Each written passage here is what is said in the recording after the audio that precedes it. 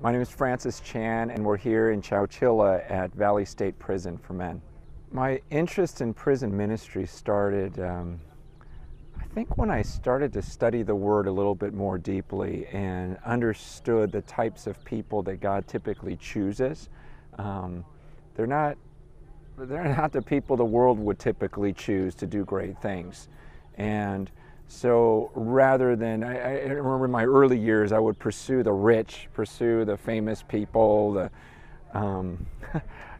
thinking, wow, if we got them, then they would just draw so many people to themselves. But then as I studied the scriptures, I saw that that's not typically who God chooses. In fact, He would choose the people that no one else would. And I began going to the poor, began going overseas, and that's where my desire for prison ministry started, thinking, I bet you that's where the leaders are going to come from. I've heard of Prison Fellowship for years and a big fan of Chuck Colson, and spoken at different conferences with Chuck, and then I was invited to come out here for Easter, and I thought, gosh, what better way to spend my Easter weekend than going and just sharing the good news with some of these people who may end up being the future leaders of the Christian movement in America. It's so good for me personally because of the crowds I typically speak to. It gets you back to the focus of what is this all about. And in our world, we're so used to putting one person as more important than another, or being more gifted and having more potential, or and it's just this reminder of who did Christ go to. He came and He said, I'm going to preach good news to the poor.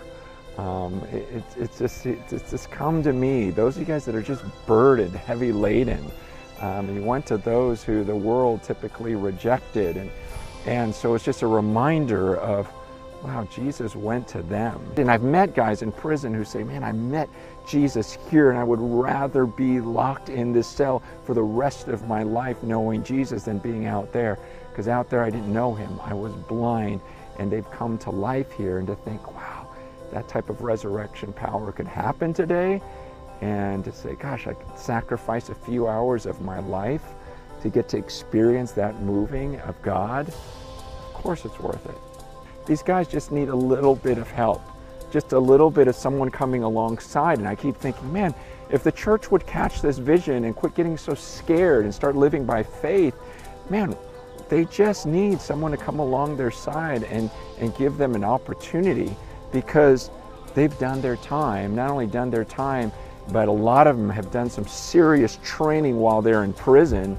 And I really believe that if we would just give some of these guys an opportunity, they're going to be amazing pastors and leaders.